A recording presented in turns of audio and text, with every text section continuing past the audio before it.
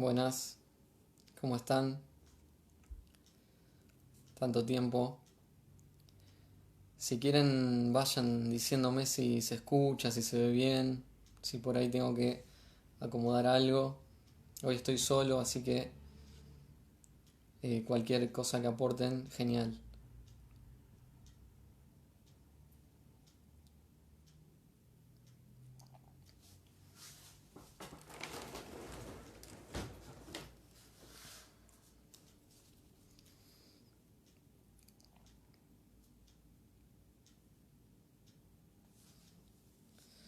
Vamos a esperar algunos minutitos a que se vaya conectando más gente.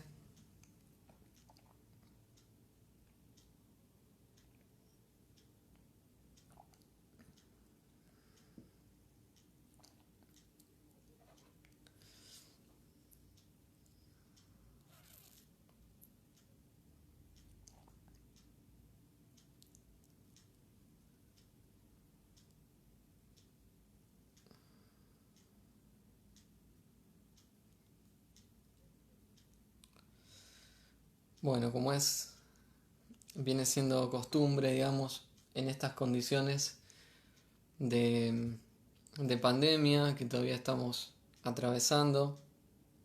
Cuesta creer, ¿no? Porque estamos en julio y esto todavía sigue.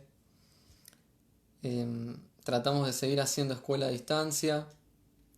Ha sido complicado tanto para ustedes como para nosotros los docentes. Pero bueno, más allá de las complicaciones, hemos peleado hasta acá. Estamos en las puertas del receso escolar, que creo que todos lo tenemos merecido, ¿no? Porque, en fin, ha conllevado bastante esfuerzo. Me imagino que también de su parte, que están de ese lado y bueno, si bien tienen nuestro seguimiento y nuestro apoyo, no es lo mismo que estar en el aula. En fin, si pueden decirme si se escucha bien, si por ahí está bien la cámara y eso, genial. Así ya vamos arrancando, veo que somos varios.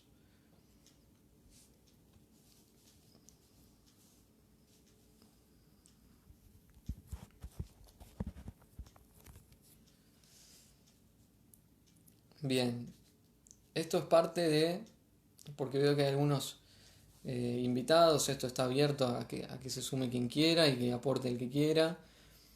En particular es parte de las clases de historia americana del siglo XIX, del profesorado de historia de San Nicolás, del Instituto Superior de Formación Docente de 127. En particular la idea era que pudiéramos ver hoy la cuestión de las independencias americanas, justamente, muy cortito, gracias Ana, digo, cortito, no extendernos más de una hora, porque si no la verdad que es muy pesado y además es un tema donde si nos metemos en todos los vericuetos realmente se va a hacer muy engorroso. Entonces, la idea era por ahí ver algunos núcleos centrales del tema, de las independencias y además algunos núcleos de debate que me parece que son muy importantes donde podamos confrontar algunas miradas que son tanto historiográficas como políticas en torno a un tema bueno, que nos interpela siempre, pero que en particular hace poquito tiempo venimos de un 9 de julio donde, bueno, se conmemora la fecha de nuestra independencia, pero es importante remarcar esto de que la historia es siempre una batalla, ¿no? Es un campo de batalla. Y que veníamos por ejemplo, el anterior presidente, Mauricio Macri, era el que había dicho la famosa frase de que los patriotas habían tenido angustia y que había celebrado el bicentenario de la independencia en Tucumán con la presencia del rey de España, mientras el presidente Alberto Fernández ahora planteó no es angustia, sino que fue coraje lo que esos patriotas sintieron, coraje y valentía, ¿no? Gracias, Eva. Entonces, esto nos interpela en relación a que eso que siempre decimos, que no es el pasado el que nos habla a nosotros, sino que somos nosotros los que interrogamos al pasado, ¿no? Después en eso hay miradas ocultadoras de ese pasado e intencionadas en un sentido, y hay miradas que por ahí nos pueden ayudar a conocer ese pasado en mejores condiciones. Esto que decimos siempre, los puntos de vista. Ahora, en relación a ya yendo al tema, ¿no?, de las independencias americanas, lo vamos a abordar a partir de algunos autores en particular, que son John Lynch, Manfred Kosok, Sergio Guerra Villaboy, y con uno que nos vamos a meter un poquitito más tarde, que es François Javier Guerra. La primera pregunta que tendríamos, y que ustedes también se van a plantear al momento de estar frente a un aula, es esto. Si tengo que empezar a explicar el proceso que culmina en las independencias americanas, ¿por dónde empiezo? ¿Por cuándo, mejor dicho? Ya de por sí, primer núcleo de debate, ¿no? La periodización. Entonces lo primero que vamos a hacer es meternos con un autor, que es John Lynch, que es un autor inglés en realidad, pero que dedicó gran parte de su vida, un historiador mejor dicho, un historiador inglés que dedicó gran parte de su vida al estudio de la historia latinoamericana. De hecho hay un libro muy conocido de él que es una biografía de Juan Manuel de Rosas, y ha escrito también una biografía de San Martín, pero el libro más conocido es el de las revoluciones hispanoamericanas. Muy bueno el libro, a mi entender, a mi gusto, digamos, que empieza con ese capítulo que leyeron ustedes, que es muy sugestivamente se llama El surgimiento de una nueva nacionalidad hispanoamericana. A ver, y para ubicarnos bien, es un libro entero sobre las independencias americanas que empieza con un capítulo que se mete en el periodo previo a las independencias, es decir, en el último periodo colonial. Es decir, si nosotros le preguntamos a John Lynch, John, ¿por dónde empiezo a explicar las independencias americanas?, él nos va a decir por las reformas borbónicas, que es justamente ese último periodo de dominación colonial. Y él lo hace con algunos conceptos que son fuertes cuando los dice, ¿no?, cuando los enuncia, porque él está planteando ya en el título una hipótesis de explicación, porque dice el surgimiento de una nueva nacionalidad hispanoamericana, es decir, nos está diciendo que es en el último periodo colonial donde surge un sentimiento nacional o protonacional hispanoamericano frente a la dominación colonial española. Es decir, que eso va a sentar las bases. Él piensa que desde ahí tenés que partir para explicar lo que empieza a suceder desde principalmente en 1810.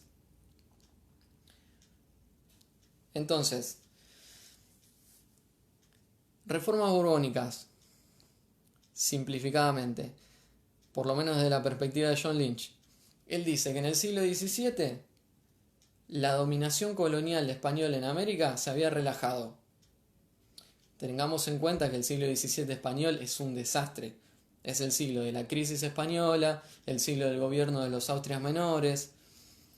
Se relajan efectivamente los controles sobre los territorios americanos, la producción americana de plata baja un montón, y eso permite, al revés de la crisis española, un florecimiento comercial y económico principalmente en América, y el fortalecimiento económico y político de ciertas capas y ciertas clases de la aristocracia criolla, podríamos decir, dedicadas a la minería, dedicadas a la plantación, dedicadas al comercio, donde se fortalecen sus posiciones económicas, pero también se van a fortalecer posiciones que tienen en la burocracia, en el aparato de Estado, de gobierno, en la iglesia, en el ejército. Por eso, Lynch plantea que el siglo XVII es de un florecimiento económico americano y de una independencia relativa. Ahora bien, 1700 se muere el último Habsburgo, Carlos el Hechizado, y ahí tiene lugar la Guerra de Sucesión Española, que termina ganando los Borbones franceses, pero no es que ganan completamente la guerra porque uno de los condicionamientos que le imponen el resto de las potencias es que no unan las coronas. Es decir, Francia gobernado por un Borbón, España gobernado por otro Borbón, nada más que van a seguir siendo reinos distintos pese a que sus gobernantes estaban emparentados. De hecho, los Borbones siguen gobernando España hasta el día de hoy. Entonces, los Borbones en España traen consigo toda una serie de medidas que habían implementado en Francia con, con gran efectividad, digamos, que eran todas las medidas que ya la vez anterior habíamos estado hablando, ¿no? De Mazarino, de Richelieu, que le quitan el poder a las aristocracias locales, lo concentran en el rey, crean un sistema de intendencias, de impuestos nacionales, etcétera, para fortalecer el poder del rey, pero también para fortalecer al reino, digamos, tanto en lo económico, principalmente frente al ascenso de otras potencias como Holanda, como Inglaterra. Entonces España va a querer hacer lo mismo. Y uno de los correlatos de eso va a tener que ver con ajustar las clavijas a la dominación del territorio americano. Que era una cosa enorme, o sea, América de por sí es enorme. Situémonos en la época, principios del siglo XVIII, caminos muy mal marcados, solamente se puede andar por carreta, por algunas navegaciones marítimas. Entonces, y además un territorio donde administrativamente era enorme, porque estaba el virreinato de Nueva España, el virreinato del Perú y listo. Entonces hace una readministración territorial y nos va a quedar el virreinato de Nueva España, nos va a quedar algunas capitanías generales, ¿no? Como la de Venezuela, la de Chile, nos va a quedar Cuba, el virreinato del Río de la Plata que se crea, el virreinato del Perú que se achica, el virreinato de Nueva Granada que se crea. Esto es yo hago como un mapa imaginario, en algún momento voy a poder hacer mejor estas cosas, pero por ahora no. Subdividen el territorio, entonces va a haber muchos virreyes más, va a haber gobernadores, van a venir intendentes. El tema es que la novedad es que son todos españoles, tiene lugar una invasión española, por eso Lynch dice la segunda conquista. Eso es una afirmación fuertísima por parte de Lynch. ¿Por qué le está diciendo? De hecho, él habla de un nuevo imperialismo, son conceptos recontra fuertes. El tema es que a veces uno toma conciencia de lo fuerte que son esos conceptos cuando los contrasta con cómo otros autores entienden ese periodo, ¿no? Otros autores no hablan ni de nuevo imperialismo, ni de segunda colonización, etcétera. Simplemente de reformas borbónicas, administrativas, etcétera, ¿no? Entonces, los criollos que habían empezado a sentir un florecimiento económico, social y político durante el siglo XVII, o mejor dicho, la aristocracia criolla, empieza a verse relegada ahora nuevamente a un segundo plano y empiezan a ser dejados de lado de los principales puestos militares, de los principales puestos políticos, también de la iglesia, teniendo en cuenta que los Borbones expulsan a los jesuitas. Se ajustan los controles económicos porque se sigue manteniendo el monopolio comercial, la exclusividad comercial. En el siglo XVII había sido muy fuerte el contrabando, por ejemplo. Buenos Aires crece al amparo del contrabando con los holandeses, con los ingleses y con los franceses en el siglo XVII. Y ahora en el siglo XVIII eso se va a ajustar y se va a controlar un poquito más. Esta cuestión de que solamente se podía comerciar con España, ¿no? Se van a cobrar más impuestos. Todo esto que genera descontento. Descontento no solo en los criollos, sino también, por ejemplo, en los indios, que en ese momento eran llamados indios, ¿no? Según Lynch, es todo esto junto a la influencia de la Ilustración y junto a la influencia de otros acontecimientos como la revolución de independencia de Estados Unidos en 1776, todo eso va a crear todo un clima ideológico, ¿no? Tengamos en cuenta que la Ilustración plantea esta cuestión de la soberanía del pueblo, criticando el absolutismo, el descontento con las influencias políticas, etc., va a generar el surgimiento de este nuevo nacionalismo, de una especie de conciencia de que los americanos eran los americanos, que los españoles, y que los españoles estaban aprovechando de los americanos. Y por lo tanto, él tiene la hipótesis de Lynch, de todo su libro, la tira ahí, al comienzo, ustedes la leyeron y la vieron, donde él dice, la independencia fue el resultado de años de enajenación y de creación de una conciencia hispanoamericana donde se dieron cuenta de que había opresión y que de esa opresión se podían liberar. Es muy fuerte esto, es muy importante. Después podremos discutir sobre la pertinencia o no. En particular, a mí me convence, creo que tiene una solidez argumental bastante grande este trabajo.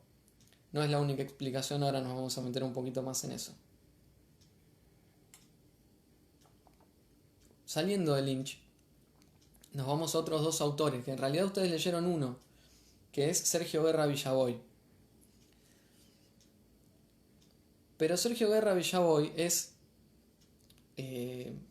no sé si discípulo, pero si ustedes se fijaron en el libro, que es esa breve historia de América Latina, él, entre otros, se lo dedica a Manfred Kosok, que ustedes no leyeron, pero sí tuvieron que hacer un trabajo leyendo algunas cosas de él, lo vamos a leer después. ¿Quién era Manfred Kosok? Era un historiador de Alemania Oriental, es decir, de la República Democrática Alemana, de lo que se llamó el Grupo de Leipzig. Fue muy importante lo que hizo Kosok. Si ustedes leen la introducción del libro ese que les pasé, es un historiador que investiga en la época de la Guerra Fría, en la época del Muro de Berlín, en la época de la división del telón de acero, desde el bloque socialista o desde el bloque del socialismo real, como le dicen algunos, que, bueno, no me voy a meter en ese debate,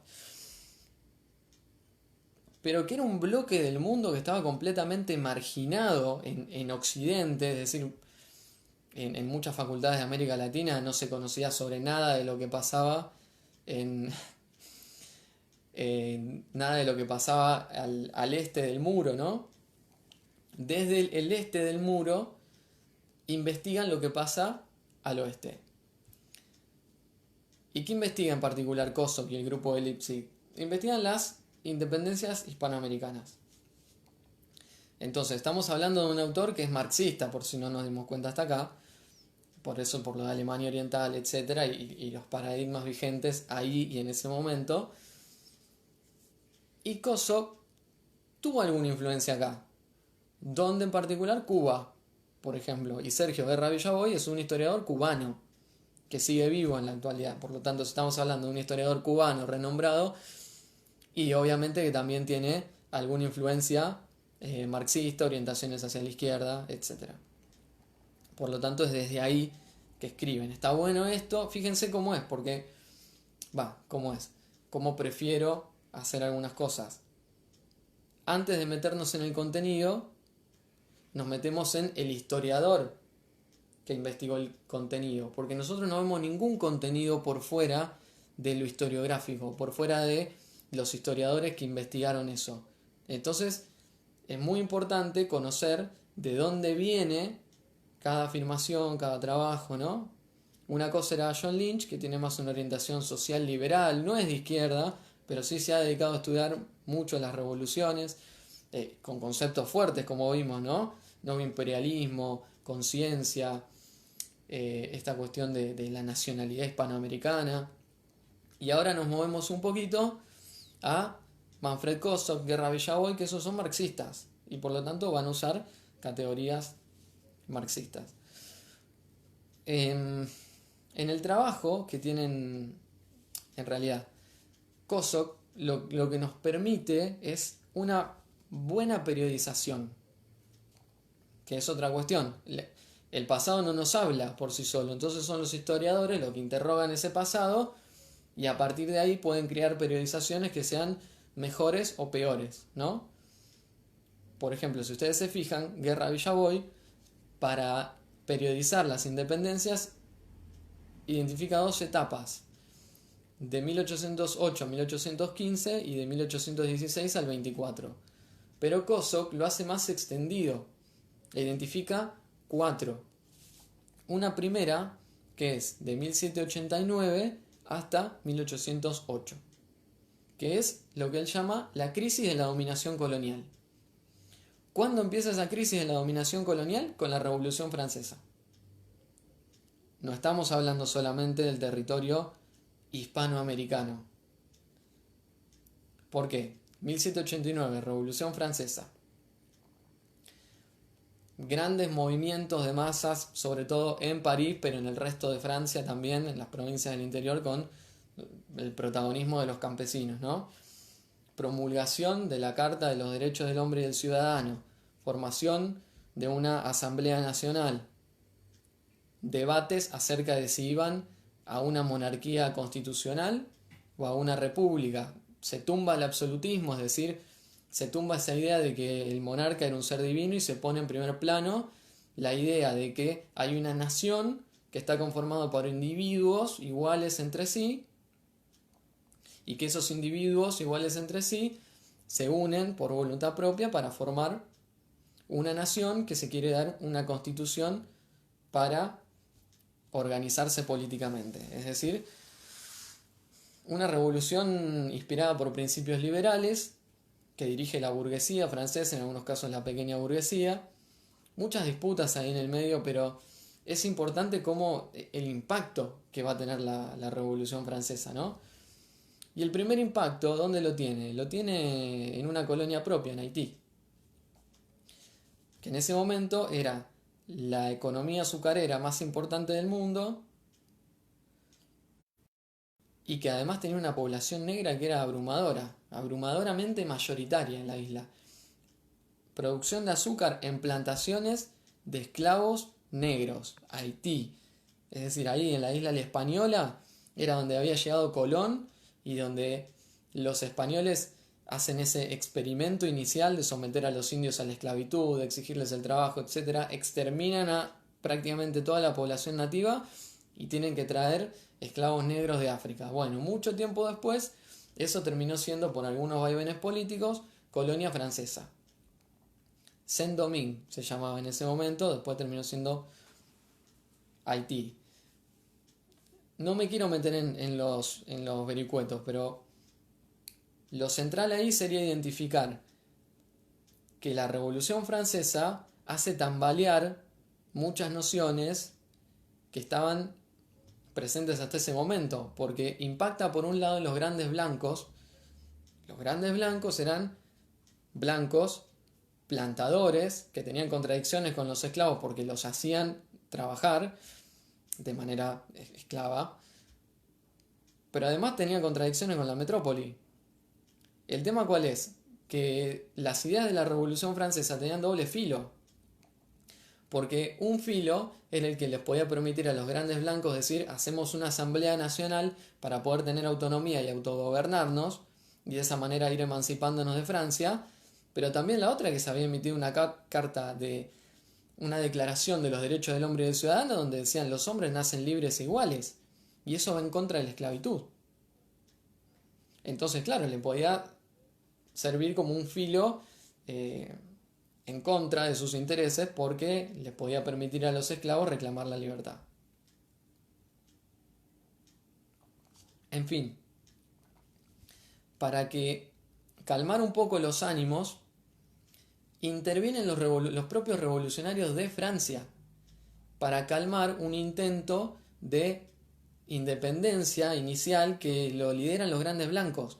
Entonces, los franceses, ¿a quiénes se ganan? A los esclavos. Se ganan a los esclavos prometiéndoles la liberación de la esclavitud. Entonces, en ese primer momento donde la guerra va a estar conducida por Toussaint Louverture, los negros son los protagonistas, logran ser el primer territorio libre de esclavitud en América, incluso antes que Estados Unidos, pero no se independizan de Francia, porque claro, los franceses habían usado las contradicciones entre los propios habitantes de la colonia para mantener la dominación de Francia sobre la isla, que quedó en ese momento dirigida por Toussaint Louverture, y se convirtió también en la primera república negra de toda América, ¿no? Entonces, ¿qué es lo que va a pasar? Después hay un cambio en Francia, porque si miramos Francia tenemos el periodo de dominio de los girondinos, después los jacobinos, ¿no? Con ese impulso pequeño burgués a la revolución, hasta 1794, la restauración termidoriana, el directorio y después Napoleón, que va a ser cónsul y después se va a convertir en emperador. El tema es que Napoleón, para muchos historiadores, viene a terminar la Revolución Francesa y viene a comenzar lo que sería el régimen burgués en Francia. Es decir, tratando de frenar un poco tantos cambios que habían tenido lugar durante el periodo revolucionario. Entonces, una de las cosas que pretende hacer Napoleón es garantizar el dominio absoluto de Francia sobre la isla. Entonces terminan invadiendo de nuevo, nuevas luchas, hasta que los haitianos propiamente dichos, conducidos por Dessalines en ese momento, pueden ganar esa contienda con una amplia movilización de masas, derrotando a los franceses, se independizan, Dessalines termina convertido en emperador. Y ahí tenemos ese primer terremoto, digamos, ¿no? Que había sido la primera independencia en América. Comienza por ahí, con algunas cuestiones precursoras, porque 1780, un poquito después, habíamos tenido, en esto estamos alrededor de 1790, y Dessalines va a ser emperador en 1805, pero en 1795, perdón. 1805, ya. A comienzos de la década de 1780, justamente contra la opresión que habían significado las reformas borbónicas, tiene lugar el levantamiento de Túpac Amaru II en lo que hoy sería Perú y Bolivia. Grandes debates sobre eso que nosotros vimos en América, en Americana de Segundo, pero donde había un serio peso de cuestiones independentistas en la retórica política de Túpac Amaru y en los llamados al resto de la población, ¿no?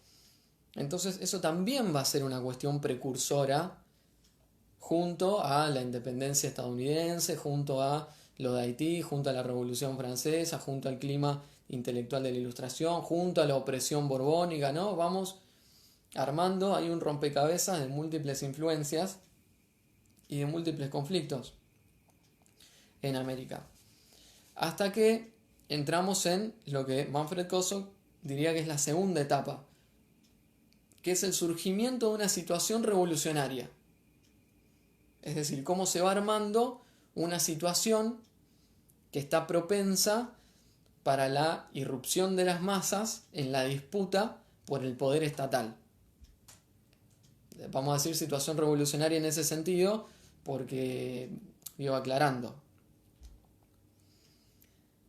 1808. Y acá viene el otro gran lío derivado de la Revolución Francesa. Para hacerlo cortito, igualmente esto es bastante conocido. Napoleón era aliado de los franceses. Bloquea toda Europa al comercio con Inglaterra, que ya había atravesado la Revolución Industrial y por lo tanto era muy importante para Inglaterra poder colocar sus productos en Europa, así como comprar materias primas. Entonces, justamente algunos de los coletazos de eso, ¿cuáles habían sido? Que en 1806 los ingleses hacen un doble juego. Frente al bloqueo francés que le impuso Napoleón en casi toda Europa, y como los españoles eran aliados de Napoleón, ¿qué hacen los ingleses? Por un lado, invaden el Río de la Plata, 1806, la primera invasión inglesa, la segunda en 1807. Pero también no hacen solamente una invasión, sino que Miranda, un venezolano, precursor de la independencia, que era un trotamundos, podríamos decir, porque estuvo metido en la Revolución Francesa, estuvo metido en la corte de Catalina de Rusia. Bueno, es muy interesante su vida, pero muy impregnado de todas las ideas de la Ilustración y de la libertad, etc. Arma un plan para llegar a Venezuela y liberarla. Ese plan también es en 1806, después no termina teniendo mucho apoyo y fracasa. Pero en 1808 todo esto se da vuelta, porque como los portugueses eran aliados de los ingleses y se niegan a aceptar el bloqueo continental francés, Napoleón diseña el plan para pasar por España pacíficamente, llegar hasta Portugal y de esa manera derrotar a la monarquía de los Braganza. Ahora, cuando pasan, había un lío dinástico ahí en el medio. Fernando logra desplazar a su padre, que era Carlos IV, estamos hablando de la familia de los Borbones siempre, y Napoleón lo mete preso a Fernando. Ahí hay una traición ahí, que es la farsa de Bayona. Entonces, gran problema, porque la monarquía hispánica queda descabezada. Y Napoleón pone como rey a su hermano, que era José Bonaparte, el famoso Pepe Botella. Y entonces, digo, ahí hay varias disyuntivas que se ponen en juego porque podían pasar varias cosas.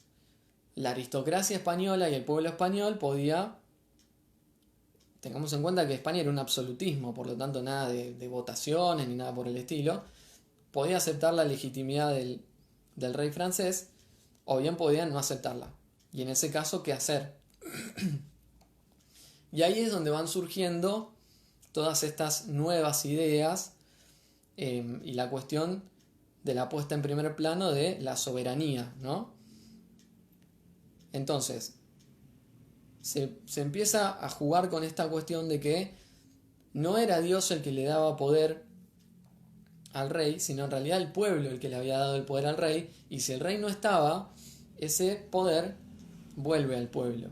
Este principio, que es un principio pactista, que no es 100% nuevo, sino que en realidad viene de algunas cuestiones de la modernidad, etc., se pone en juego ahí. Entonces empieza lo que los españoles llaman su guerra de la independencia contra los franceses, porque van a luchar, van al combate, y van a formar la Junta de Sevilla. Es decir, un órgano con delegados de distintas partes del Reino de España. Reino de España. ¿Qué es el Reino de España? Hay una pregunta, porque es solamente España, ahora también España y América en pie de igualdad. Para gobernar en nombre de Fernando VII, y en ese caso haciéndole la guerra a los franceses. Obviamente esto va a traer un montón de debates en América, porque la cuestión va a ser, bueno, ¿qué hacemos? Porque se formó una junta en Sevilla, ¿qué hacemos? ¿Mandamos delegados? ¿Los delegados que mandamos van a estar en las mismas condiciones que los delegados de las distintas provincias españolas? Bueno, ahí todo esto sirve para ir agitando el clima político, el clima de debate, ¿no? Incluso se van a empezar a ir dando los primeros intentos juntistas que van a terminar fracasando en México, en Venezuela, en el Alto Perú.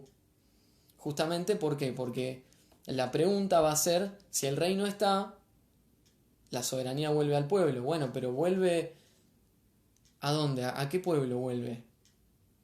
Y ahí lo que vamos a empezar a ver es que para muchos la cabeza de su pueblo era el propio cabildo, la extensión territorial menor, digamos, que también da la pauta de que no es que previamente existían países como Argentina, sino que en realidad lo predominaban más cuestiones de patria chica en algunas cosas, ¿no? Entonces, se forma la Junta de Sevilla, algunos intentos juntistas frustrados acá. La cuestión es que la Junta de Sevilla cae. Y cuando la Junta de Sevilla cae, se forma el Consejo de Regencia, pero en un momento político que era muy duro para España porque estaba acorralada por Francia y por Napoleón encima. Entonces se creía que el Consejo de Regencia no iba a durar nada y por lo tanto ahí viene la cuestión de nuevos intentos juntistas desde México hasta Buenos Aires, que van a tener una suerte un poco más grande, ¿no? Todas van a ser en nombre de Fernando VII, pero justamente ahí viene el debate de decir, juran en nombre de Fernando VII, pero ¿es realmente porque eran fieles a la corona española o porque está esta cuestión de la máscara de Fernando VII? Precisamente en un momento político donde para muchos lo que estaba claro era que Fernando VII no volvía más al trono, porque mirá si lo iban a derrotar a Napoleón.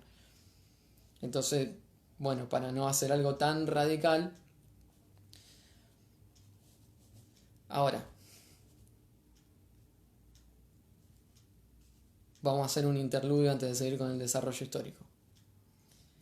Lo que me interesaba era que pudieran ver también otra corriente historiográfica distinta a esta de Manfred Kosok, de Lynch incluso, que no es marxista, que es una muy influyente en América, que es la de François Xavier Guerra. François Xavier Guerra era, porque murió en 2002, un historiador español que de muy joven se fue a Francia y en Francia fue parte, junto con François Furet, de todo lo que fue una renovación muy radical de un clima intelectual en Francia. Porque tengamos en cuenta que Francia venía de la década del 60 con Jean-Paul Sartre, no me sale el muy conocido que escribió para leer El Capital. Bueno, teóricos muy importantes del Partido Comunista Francés, con Foucault, bueno, que tenían una impronta todo medio de izquierda, podríamos decir, no salvando las distancias entre Foucault y los demás. Ahora, Furet, con François Xavier Guerra, en la década del 80,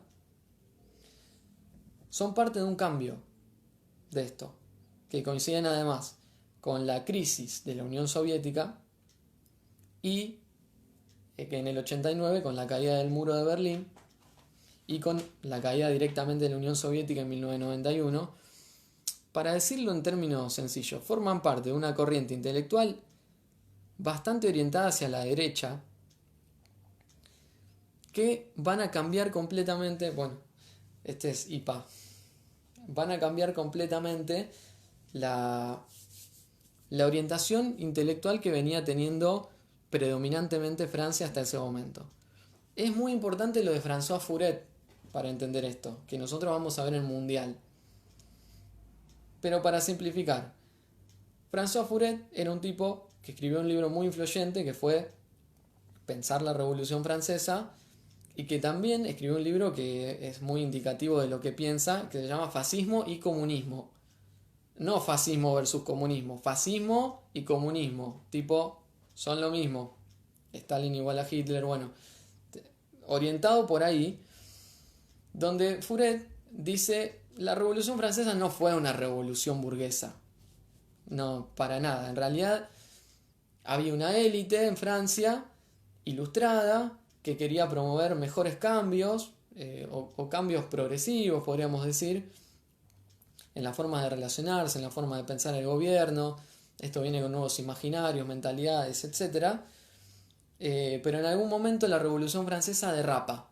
Termina siendo una revolución de masas, pero derrapó. En realidad fue sin querer, que irrumpieron las masas en ese proceso y torcieron lo que inicialmente iba a ser la obra de unos reformadores de élite bien intencionados.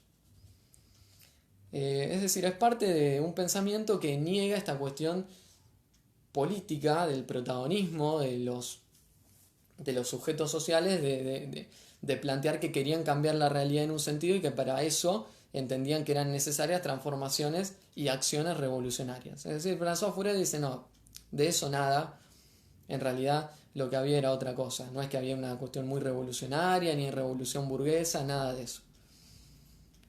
François Javier Guerra toma eso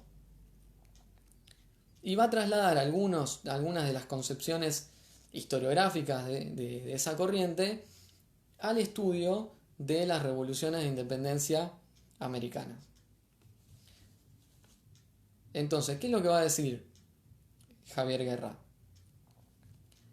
A la pregunta que nos hicimos nosotros primero, que era ¿desde cuándo empiezo a explicar las independencias americanas? Que vimos que Lynch dice desde las reformas borbónicas, Guerra Villaboy por lo menos dice desde, Kosok por lo menos dice desde 1790, ¿no? Pero obviamente teniendo en cuenta las reformas borbónicas, que eso quiere decir que hay que tener en cuenta lo social, lo económico, y que además había una cuestión de nacionalidad y de toma de conciencia de la opresión. Javier Guerra dice, en 1808. Para estudiar las independencias hay que ir a 1808. Ahí empezás. ¿Y cuando terminás? En 1810. ¿Por qué? Porque ahí fue el gran cambio. Tuvo lugar una mutación ideológica. Dice, ¿y dónde hay que mirar? A España. Es decir, las revoluciones de acá, para que quede claro, las revoluciones de independencia americana fueron algo exógeno. Pasaron porque pasó la crisis de la monarquía española. Y la reforma borbónica y el surgimiento de la conciencia... No. En realidad lo único que pasó fue que en 1808 en España se empieza a convertir en una especie de faro y radiador de ideas liberales. Porque su monarquía queda descabezada y ahí la élite entra en la modernidad. La modernidad, ¿qué quiere decir? Este es el otro gran concepto de François Javier Guerra.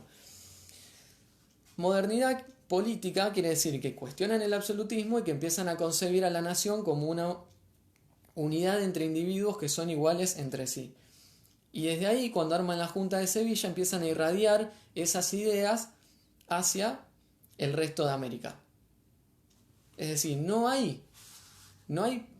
América no importa si hay o no preparación, si hay conspiración, si había ganas de liberarse de España y para eso había preparativos, había debates. No importa nada de eso. Lo único que importa es lo que pasa en España. Y a partir de ahí, los debates que va a haber acá van a ser si se mandaban delegados o no a la Junta de Sevilla, qué pasaba con el Consejo de Regencia que pedía tan pocos delegados por parte de España. Y como se forman juntas también acá porque se aplican los mismos principios que en España, François Javier Guerra entiende que en realidad las revoluciones fueron porque los españoles se tomaron muy a mal que acá se hicieran juntas. Y por eso no quisieron negociar.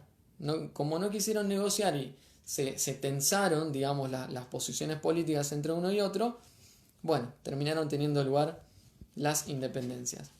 Pero es importante que ubiquen que es algo exógeno para él y que es algo de corto plazo. Es decir, la revolución viene de afuera. ¿Y por qué pasó? No pasó porque acá nadie fuera revolucionario, ni quisiera hacer la revolución, ni quisiera independizarse. No, acá lo único que querían era, el único sentimiento era un sentimiento patriota hispanoamericano. Tengamos en cuenta de dónde viene esto. Después, obviamente, cada uno de ustedes podrá elegir cuál opción le gusta más o le gusta menos. Mi opinión es que no se puede entender estas corrientes historiográficas y sus afirmaciones por fuera de sus posiciones políticas. Lo paradójico es que son justamente muchas de las corrientes historiográficas que le dicen a los historiadores marxistas que son historiadores ideologizados, etc. En realidad podría ser perfectamente al revés en relación a una cuestión tan contrarrevolucionaria que lleva a tratar de tapar en la historia todos los preparativos revolucionarios, ¿no? Y las ansias independentistas y de lucha que hubo en los pueblos, sobre todo que en América venimos viendo con la rebelión de Tupac Amaru, con la independencia haitiana, con las diferentes rebeliones que hubo, por ejemplo, en el Virreinato de Nueva Granada, en Brasil, por todos lados. Ascudia Meguino tiene un artículo que es muy importante, yo siempre lo recomiendo, que es para Argentina en realidad, pero que justamente polemiza con todas estas corrientes, donde él titula su artículo La revolución que cayó del cielo. No, cayó del cielo la revolución. Acá nadie se estaba preparando para eso, nadie tenía intenciones, nadie se sentía oprimido, nadie sentía que lo corrían de los puestos políticos. En fin, es una mirada historiográfica que tiene que ver con un momento histórico cuando surge, ¿no? Que es ese momento de la crisis de la Unión Soviética, de la globalización, del fin de la historia, ¿no? Y de un escepticismo muy grande hacia la lucha de los pueblos a nivel mundial, que fue lo de la década de los 80 y sobre todo la década de los 90. Ahí estas miradas historiográficas fue cuando hicieron un boom, digamos, y tuvieron gran aceptación. Y otro concepto que usa François Javerguerre, y con esto termino con él, que yo les pedía que identificaran, es el concepto de actor. Porque acá también es cuando empiezan a usar el famoso concepto de actor social. Yo lo único que digo con esto es que cuidado con tomar cosas medio acríticamente, porque alguien creó el concepto de actor social y lo creó contra otra cosa. Después lo podemos usar, ¿no? Pero fíjense que Guerra Villaboy y Kosok hablan de clases y de capas sociales. Incluso John Lynch, sin ser marxista, también habla de clases sociales. Pero Guerra habla de actores, porque justamente toda una parte de una corriente que fines de la década del 70 y principios de la década del 80, lo que pone en cuestionamiento es el concepto de clase social. ¿Y qué dicen? No, las clases sociales no existen. ¿Por qué no existen? Porque no existe en la cabeza de la gente la clase social. Vamos a poner un ejemplo. En la actualidad, la clase obrera no existe. ¿Por qué no existe? Y porque cuando vos hablás con alguien que labura en siderar y te dice, sí, yo soy de clase media, por lo tanto no... Al no estar en su conciencia que es de la clase obrera, en realidad la clase obrera es un concepto que viene de afuera y que no tiene nada que ver con lo que las personas piensan. Entonces lo que existen son los actores sociales, que son personas conscientes de lo que están haciendo y como son conscientes tienen determinados centros de coordinación para ponerse de acuerdo entre ellos. Por ejemplo, ¿cuál sería un actor social? La CGT. ¿Por qué? Porque tiene una mesa directiva donde se sientan los gordos de la CGT, ¿no? A ponerse de acuerdo sobre determinadas cosas. La CTA de los trabajadores. Esos son actores sociales. Entonces, tengamos en cuenta que es un concepto que se crea contra el marxismo y que obviamente va a tener un boom en la década del 80, década del 90, cuando se entiende a nivel mundial que había muerto el comunismo y que había muerto también el marxismo. Por eso denle bola al concepto de actor. Después ustedes lo usarán o no, pero por lo menos tengan en claro de dónde viene y con qué intencionalidad fue creado. Bien. Entonces, con esta cuestión de la caída de la monarquía hispánica, de la formación de juntas en América, se entra en la primera fase de la Revolución de Independencia, que va a tener una particularidad. Porque va a ser esta primera fase que va hasta 1815, tiene la particularidad de que tiene todas luchas dispersas por el continente. Estallido en el Río de la Plata, estallido en Chile, en Paraguay, en Brasil de otra manera, pero a fin de cuentas estallido. En Nueva Granada, en Venezuela, en Nueva España, lo que sería México. Todos por separado entre sí, salvo lo de Venezuela y Nueva Granada que van muy juntos. Y ahí lo que vemos emerger, en primer lugar, es una contradicción que todo el tiempo destaca Guerra Villaboy, que es que las aristocracias criollas, que en gran medida van a liderar estos movimientos, el dilema que van a tener era hasta dónde ir, ¿no? Porque había ansias de independizarse de España para poder disfrutar de los beneficios económicos, políticos, etcétera, que implicaba correr a los españoles y la gran desigualdad que existía, pero también para muchos existía el peligro que habíamos nombrado antes, de que la igualdad social no les permitiera más explotar a los indios como hacían hasta ese momento, explotar a los esclavos en el caso de las economías de plantación, como por ejemplo Brasil, Venezuela, ¿no? Todo el Caribe. Por lo tanto, eso va a poner límites. Guerra Villaboy dice que son límites de clase en relación a querer reivindicaciones políticas tratando de frenar las reivindicaciones sociales. Pero justamente la primera etapa lo que tiene es que emergen en varios lugares y más o menos sincrónicamente varios representantes de lo que Kosok llama una corriente política que es revolucionaria democrática. Revolucionaria democrática, vamos a simplificar, es lo que está más a la izquierda en ese momento histórico. Porque tiene una gran base de masas, de un protagonismo de masas, que quiere decir en ese momento de indios, de peones, de trabajadores, de intelectuales, de comerciantes, y que las propuestas que tiene, las propuestas políticas que tiene, apuntan hacia grandes transformaciones sociales, con un radicalismo social y político que no va a tener otra corriente.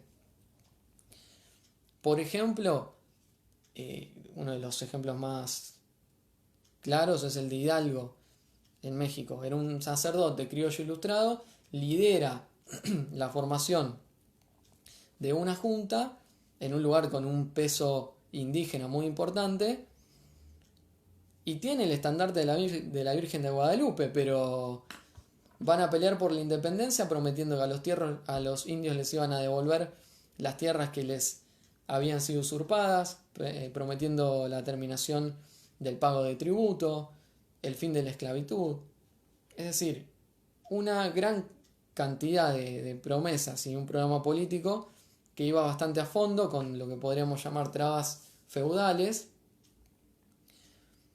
pero que también asusta a la aristocracia criolla y no solamente a la aristocracia hispánica. Entonces acá vamos a tener un dilema que plantea Guerra Villaboy, pero que acá no lo vamos a resolver, lo vamos a resolver en una próxima clase, que es que las revoluciones de independencia americanas se ubican en un momento histórico, visto desde la perspectiva del materialismo histórico, que es el momento histórico en que la burguesía mundialmente empieza a luchar contra las trabas feudales y permite el paso del feudalismo al capitalismo. Así por lo menos fue en Francia, así por lo menos fue en Inglaterra.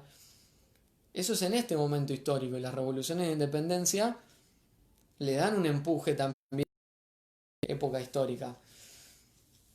El tema es si las revoluciones de independencia fueron burguesas o no, porque justamente lo que no vemos no vemos muchos elementos burgueses, ¿no? Según Kosok, es en esta corriente, la corriente revolucionaria democrática, donde se hallaba el elemento más progresivo, digamos. Había algunos elementos burgueses, pero sobre todo en el programa político y social, que implicaba redistribuir tierras, que en algunos casos implicaban también fomentar la industria, implicaban también cuestiones democráticas. Se hallaba lo más avanzado en relación a lo que se podía en ese momento. Hidalgo, en México, también en el Río de la Plata, la corriente morenista, muy influida por el jacobinismo. Castelli llega al Alto Perú y en Quichua y Aymara promete a los indios que se iba a terminar con la mita, que se iba a terminar con el servicio personal, que se iba a terminar con la esclavitud. Es decir, una cosa de lo más revolucionario en ese momento. Surge Artigas también en lo que hoy sería Uruguay, en ese momento la banda oriental. Y también va a surgir un caso muy particular, que era el de Gaspar Rodríguez de Francia en Paraguay, que Paraguay termina haciendo una junta, pero declarando la independencia absoluta muy tempranamente. Absoluta quería decir de España, sí, pero también de Buenos Aires. Entonces ahí van a dar lugar a una experiencia histórica muy, muy particular, que fue un Paraguay medio aislado, pero que también había hecho una cosa de redistribución de tierras, con tierras en manos del Estado, impulsando la industrialización, que lo vamos a ver más adelante. La cuestión es que acá también vemos surgir, por ejemplo, otra corriente que no es revolucionaria democrática, podríamos decir que es criolla republicana, como dice Kosok, que es una corriente que no tiene inicialmente una gran base de masas, porque no es que propone cuestiones sociales de avanzada como los otros. Quiere independizarse y para eso lucha a fondo. Por ejemplo, Bolívar. Y también vamos a tener acá un San Martín, ¿no? Entonces, ahí tenemos una historia de idas y vueltas, ¿no? En lo que es Venezuela y Nueva Granada, donde Bolívar, que inicialmente había compartido armas e ideas con Miranda, lidera la independencia venezolana, pero van a ser derrotados varias veces. Entonces tiene lugar la primera república venezolana derrotada, la segunda también derrotada, con una particularidad, que Bolívar sale de un estrato social que eran los mantuanos, eran los plantadores de cacao, justamente dueños de plantaciones con esclavos, y por lo tanto no prometen grandes reformas sociales inicialmente. Y eso hace que la base de masa se la dispute España. Y los generales españoles, en particular Monteverde en un primer momento, lo que va a hacer es ganarse a los gauchos, ganarse una parte de los esclavos para pelear contra Bolívar, y le ganan. Y en eso un cambio muy importante va a ser que Bolívar en 1815 va a Jamaica, raleaba Haití, y después desde Jamaica hace la famosa Carta de Jamaica, donde ahí hay un cambio político porque se va a jugar un poco más con las promesas como la liberación de la esclavitud, promesas hacia los indios, etc. Entonces, es importante ubicar en esta primera fase esa cuestión de luchas dispersas, todas derrotadas, salvo la del Río de la Plata. A Hidalgo lo terminan matando, lo sucede a Morelos, lo terminan matando, Bolívar termina siendo derrotado en Venezuela y Colombia en 1815, se tiene que ir a Jamaica, la banda oriental en manos portuguesas, y el Río de la Plata que resistía ahí porque el Alto Perú va a quedar como un bastión realista, ¿no? Porque ahí es donde más la aristocracia criolla más se niega. Para la aristocracia criolla ahí pesaba más el peligro que venía de abajo que las ganas de liberarse de lo de arriba. Justamente por eso que había generado lo de Castelli también, pero en 1780 habíamos tenido la rebelión de Tupac Amaru. Y fundamentalmente lo que había era una opresión hacia los indios que venía de hacía cientos de años. Por eso esta cuestión de decir, ¿puedo entender las independencias, los procesos revolucionarios de independencia si empiezo desde 1808 nada más? Y si solamente me remito a cuestiones de las mentalidades y de la modernidad y de los conceptos y las ideas. ¿O es medio forzado ese intento de querer decir que no había revolucionarios acá? Bueno, para debatir. Entonces, queda el Río de la Plata y el San Martín, ¿no? Haciendo esa nueva estrategia donde dice, para llegar al Alto Perú va a ser muy difícil ir por ahí, por lo tanto vamos por Chile, toman el camino largo. Por lo tanto, 1815 cierra en un panorama medio desolador. ¿Por qué desolador? Porque además, lo que parecía impensable en un momento pasa. Fernando VII vuelve al trono. lo derrotan a Napoleón en 1814. Por lo tanto, ahí viene lo que sería un periodo de reflujo de la guerra de independencia, ¿no? No solamente se restaura Fernando VII en el trono, sino la constitución liberal que habían hecho, la constitución en Cádiz en 1812, dicen, chau constitución de Cádiz, vamos a intentar recuperar el dominio de América con el apoyo de la Santa Alianza, que eran el resto de las potencias absolutistas o reaccionarias, podríamos decir, de Europa, como Rusia, Prusia, Austria. Entonces, un momento muy, muy, muy duro y muy difícil para los revolucionarios en ese momento. Digo, era muy difícil y hay que calibrar eso, porque si no había ganas de hacer la independencia, la verdad no me imagino cómo pueden haber peleado tanto y cómo pueden haber padecido tanto, ¿no? Tipos como Belgrano, tipos como San Martín, tipos como Moreno, dejaron la vida ahí. Y eso revaloriza también, por ejemplo, cuestiones como la independencia nuestra en julio de 1816, donde el territorio estaba rodeado de españoles y en un momento político internacional de reflujo, donde estaba todo mal y parecía que estaba todo en contra. Y sin embargo se juegan, y ahí en esta segunda etapa la característica que tiene es que, a diferencia de la anterior, va a haber una cosa de coordinación más continental, ¿no? Bolívar vuelve con ese cambio que dijimos en su programa político a Venezuela y Nueva Granada, puede liderar la liberación de esos territorios y va a terminar confluyendo con San Martín. Ellos dos terminan encontrándose en Guayaquil, ¿no?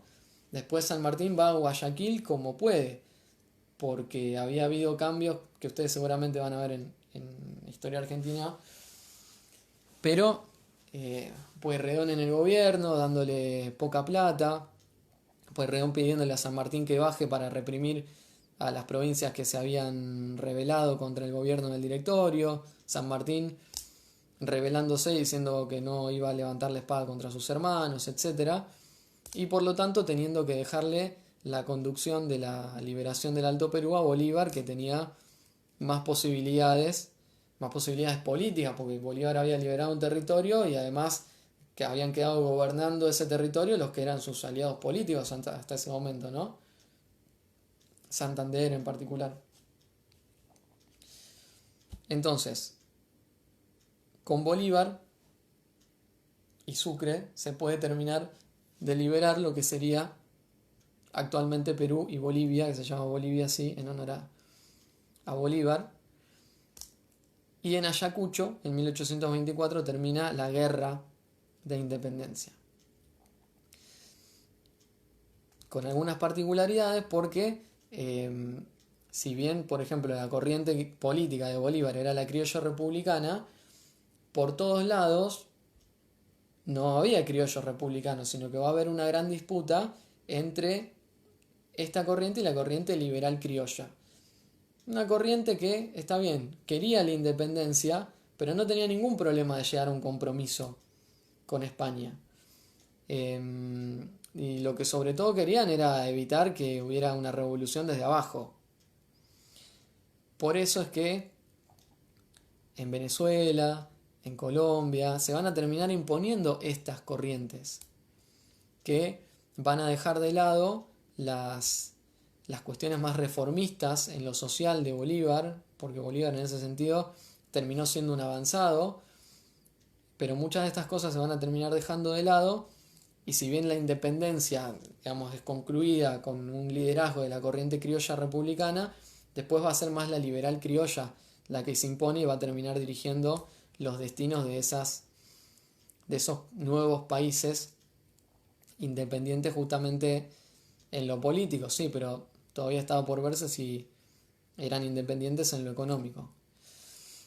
Un último apartado para una corriente que hasta ahora no mencionamos, pero que es la corriente conservadora.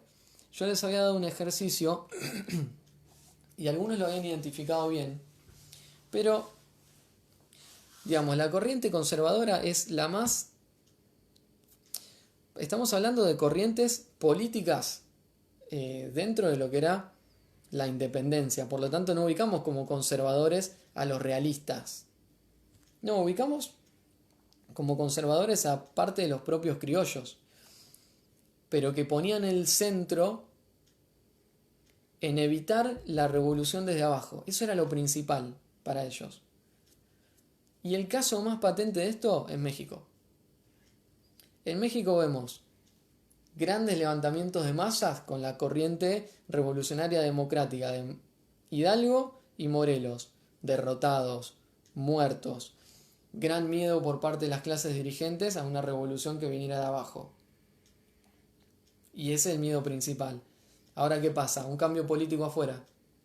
En España hay una revolución liberal, que es el trienio liberal liderado por Riego, que tenía que dirigir una de las grandes expediciones que iban a venir a América a reforzar la guerra. Le sale mal. A Fernando VII no lo deponen del trono, pero le obligan a jurar fidelidad a la Constitución de Cádiz de 1812, que era una constitución liberal y que daba derechos y que concebía a las personas como iguales entre sí, etc. Entonces, en México, justamente va a haber una corriente conservadora que lidera la independencia, pero que justamente lidera la independencia porque tiene miedo de que las reformas que vienen de España sean un atentado a sus intereses. Por eso es completamente conservador, ¿no? En particular, Iturbide, que había sido un oficial criollo que había liderado la represión contra los levantamientos independentistas y que había estado peleando hasta hacía poco tiempo contra Vicente Guerrero, por ejemplo, y contra Guadalupe Victoria, que eran dirigentes de las guerrillas en el sur. Él mismo va a terminar liderando la independencia mexicana frente a la Revolución Liberal Española con el Plan de Iguala, donde el Plan de Iguala plantea que se mantiene el respeto a la única religión que iba a ser la católica, que se mantiene la unidad entre los españoles y los americanos, y que bueno, se crea la nación mexicana, etcétera, pero con estas características, ¿no? Sin un atisbo de reforma social. Incluso Iturbide va a ser nombrado emperador durante muy poco tiempo, pero lo va a ser nombrado. Y otro caso de imposición de esta corriente conservadora fue el caso de Brasil. Para evitar que Napoleón invadiera Portugal y hiciera lo mismo que habían hecho con los Borbones, los Braganza se traen toda la corte a Brasil. Y va a ser la primera vez que un rey europeo pisa sus territorios coloniales. Entonces, el Imperio de Portugal va a tener su sede acá en Brasil, en Sao Paulo, pero la cuestión cambia justamente cuando estalla la Revolución Liberal en Portugal. Entonces, frente a ese estallido tiene que volver el rey y queda su hijo, que su hijo lo que hace es liderar lo que se llamó el Grito de Ipiranga, que fue, digamos, para mantener la autonomía en relación a Brasil, pero, en relación a Portugal, pero también cuidándose de qué iba a pasar en Portugal, porque en Portugal estaba en curso esa revolución liberal. Entonces también frente a eso lideran la independencia del Brasil con posibilidad de unirse en un futuro, que va a terminar siendo un imperio inicialmente. Entonces ahí tenemos más o menos cerrado lo de las distintas corrientes. La corriente revolucionario-democrática, derrotada, salvo el caso particular de Paraguay con Rodríguez Francia, que después lo vamos a ver. La corriente criolla republicana, que es la que tuvo mayor peso en ganar la guerra y lograr la independencia, Bolívar, San Martín como ejemplos paradigmáticos, pero que después van a terminar en la correlación de fuerzas aventajada por una corriente liberal criolla que no estaba tan dispuesta a hacer reformas sociales ni tampoco ir a fondo con reformas políticas, y la corriente conservadora. En estas 4 fases, 4 etapas, digamos, de la independencia que vimos, que fueron una primera desde más o menos la Revolución Francesa, aunque teniendo como precedentes las reformas borbónicas, el surgimiento de la situación revolucionaria desde 1808 con lo que pasa con Napoleón y España. La primera etapa de la Guerra de Independencia, 1810 al 15, con luchas aisladas en el continente, y la segunda etapa con luchas que van a ser justamente más continentales. Y vimos la contraposición que había entre la explicación marxista o la explicación más social liberal, si se quiere, del historiador inglés, que ahora me olvidé el nombre, con lo de François Javier Guerra, que era una visión más, digamos, de derecha, que niega el peso revolucionario o el peso de voluntad que habrían tenido los patriotas hispanoamericanos para dirigir la revolución.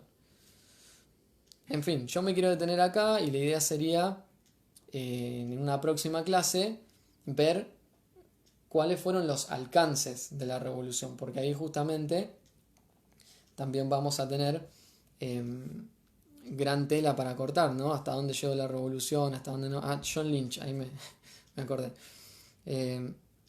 Ahí justamente vamos a tener grandes debates en relación a si fueron o no revoluciones burguesas, de que fueron revoluciones o no, qué alcances tuvieron, en fin. Hasta acá, la idea es que si quieren entender esto, es importante eso de las periodizaciones, de las corrientes, que tengan el eje temporal, ese a mano que muchos hicieron y que para muchos estaba bastante bien. Pero bueno, es un proceso muy intrincado y por eso es necesario a veces ordenarse un poquito. Bueno, espero que les haya servido y feliz receso. Ahí me dice acordar Seba Lynch. Feliz receso, me parece que nos lo merecemos. Y si van a rendir, éxitos en eso. Un abrazo grande. Nos vemos.